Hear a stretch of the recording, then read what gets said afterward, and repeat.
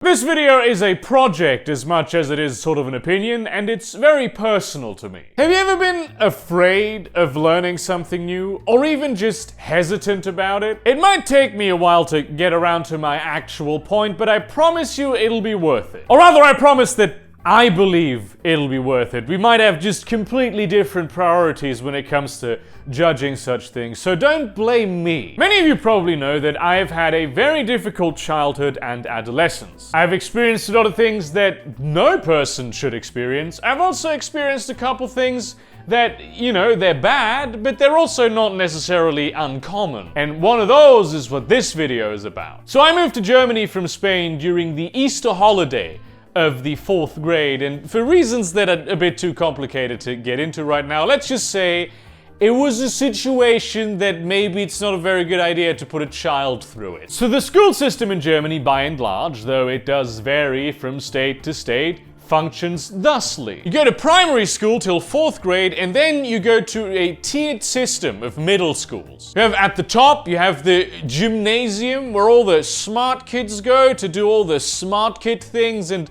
get prepared for university and the future elite of the country. Then you have the Realschule, where the bulk of the workforce, the people that are expected to be middle class in the future, are given the basics of education, everything that a person needs to learn to be educated, and also maybe a little bit more where they can. And then you have the Hauptschule, where all the dumb kids go. The people who are expected to end up in the working class. It just so happens their parents also tend to be working class more often than not. And they teach you just the bare minimum, just to have you be a functioning adult and focus most of what they do on getting you into some kind of vocational training so you can be a productive member of society. Now, when I moved to Germany, there were about 2 months of the 4th grade left. And part of those I wasn't even at school because we had lice at home and it was terrible. And the teachers are expected to use the entire year to evaluate the individual students in order to make a recommendation for what school they're gonna go to. Now, when I moved here, I did speak German. I didn't write it very well, or really at all, aside from like using the same numbers, because it turns out since most of my classes had been in Spanish and some in Catalonian over the course of my life, these languages have very different orthography and they use different letters to spell different things. The curriculum itself in Spain had been different also. They had classes that they didn't have in Germany. In Germany, they had classes that they didn't have in Spain, and just the order in which you learn things, the priorities, it's a different country. Of course it's not going to be the same. I was, and continue to this day to be, terrible at math because I have dyscalculia,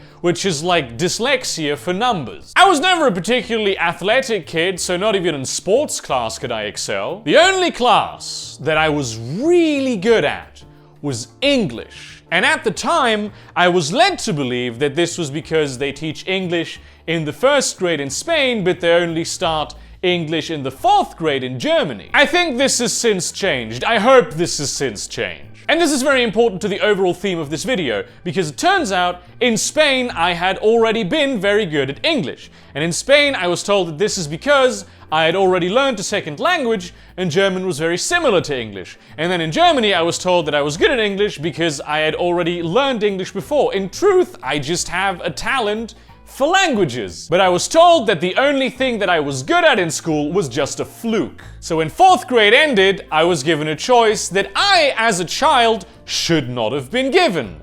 Either I repeat 4th grade, or I go to the Hauptschule. Now in Spain, I had lived with my grandparents, and they had very high expectations of me.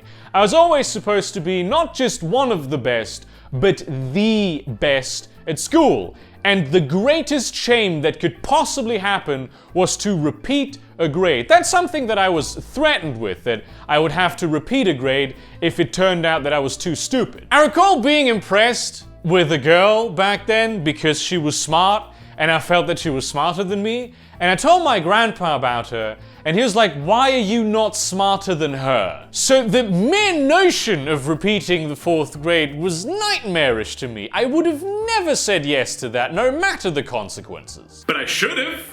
I should have done that because the reason that happened wasn't because I was bad, but because of extraneous circumstances completely outside of my control. And as a result of being a fourth grader unable to make such a gargantuan decision that I didn't even vaguely understand the ramifications of, I ended up in the Hauptschule, which was just wholly inappropriate for me. Not only did I go to the school for dumb people, I was also placed in the kind of, but not officially, quite actually, maybe like borderline-ish special ed class, which it turns out later I found out that that was because of a clerical error, but at the time I believed that this was because I was extremely dumb. For different circumstances, in a different story for a different day, I was also placed in a boys' home, in the system, as it were, which is a lot better in Germany, in my experience, than some of the horror stories that I hear from, like, the UK or the United States. And it's just full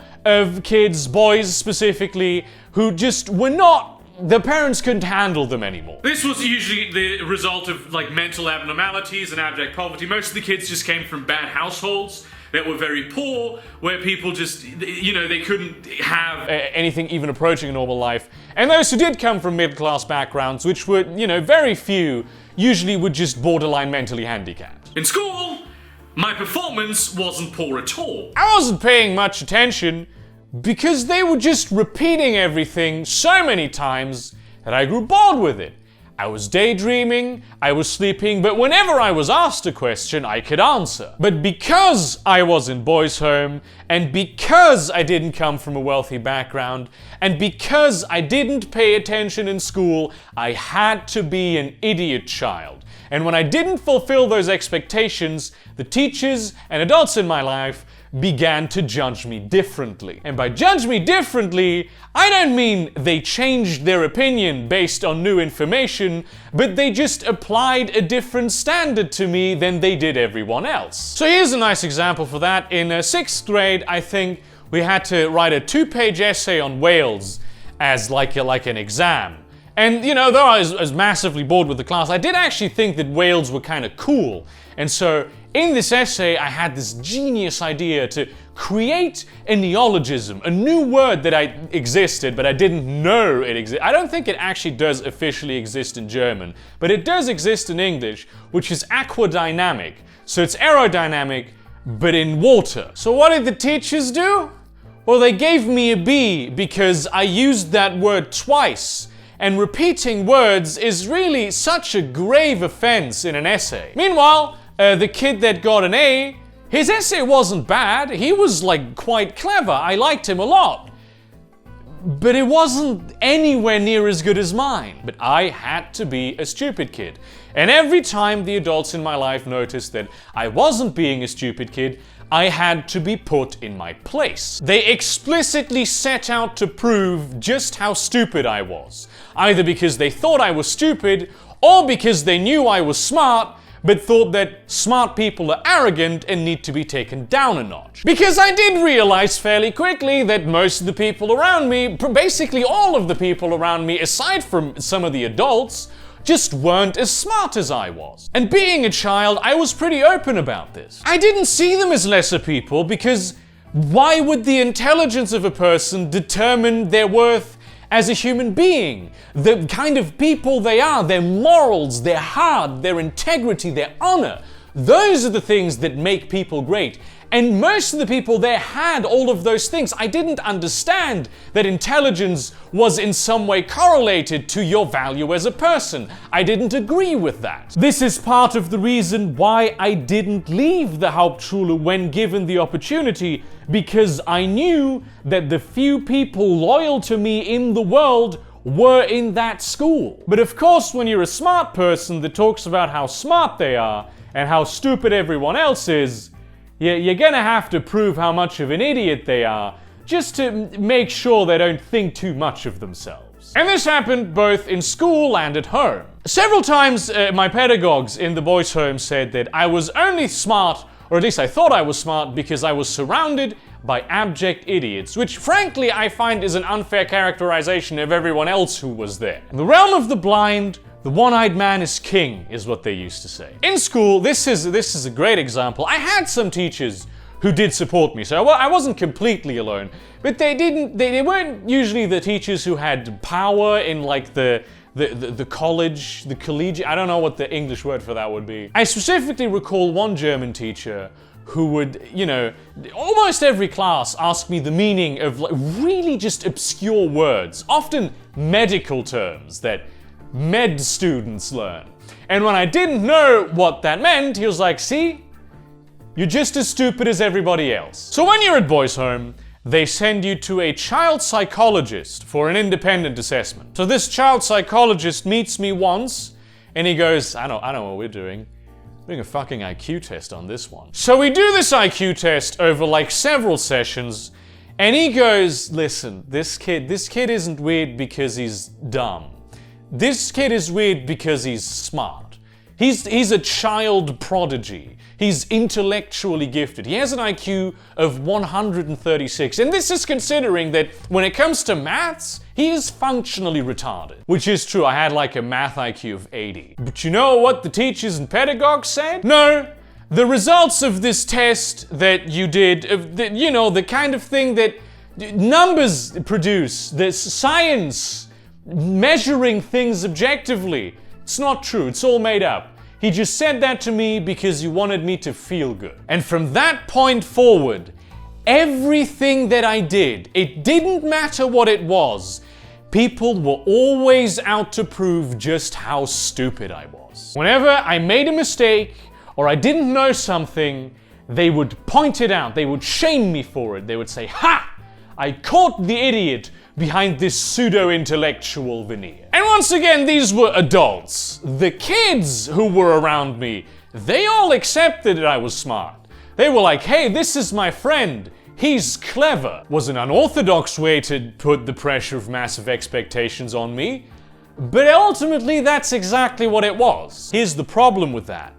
When it is absolutely unacceptable for you not to be excellent instantly at something that you do, you can never learn anything, because it's essential in the process of learning a thing that you be bad at the thing. If you never try a thing, you might be bad at it, but no one will ever know, because they will never see that you are bad at the thing, and they will never have the opportunity to shame you for being bad at the thing. But of course, the mistakes in that process are the thing that actually makes you learn. Mistakes are a good thing, but I am traumatized about making any level of mistake. When I get something wrong, even if it's just because I'm too stressed out, I'm not exactly paying attention to something 100%, on like Duolingo, and I get the bad sound, the doo-doom sound, I feel physically ill for like a minute, and I hate myself for at least several seconds. This has gone so far that skills that I used to have, specifically like language skills, have begun to rust because I don't use them, because I'm afraid that if I use them, I will make some kind of mistake, because obviously if you don't do a thing a lot, you'll need a bit, like sometimes you'll make a small mistake and then it'll be fine. But making this small mistake would damage this thing that I had built a part of my self-worth on. I'm afraid of learning because I am afraid of not being perfect straight away at a new skill that I am attempting to acquire. And so of course, whenever I do try to learn something new, the very first mistake I make, I back off from it. I am too ashamed to continue. Anything that goes further into that territory is too much for me to handle emotionally. That's not the best, healthiest reaction for a person to have to learning a new thing you might be able to piece together there. And in fact, I am so afraid of learning that I never developed the proper techniques to learn. Sure, a big part of, probably most of the reason why I stopped going to uni was because of my massive breakdown in mental health.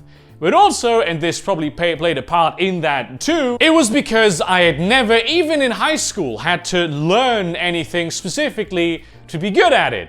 And I didn't have the skills to like memorize and internalize these vast amounts of information that I was bombarded with at uni, because it doesn't matter how smart you are, you need to learn at least some things in order to be able to be good at the exams. But if you have to work for it, that means you're bad at it. And that's not how I was conditioned. And explicitly, by the way, I remember this one time that I was learning something for school because I was having trouble with it.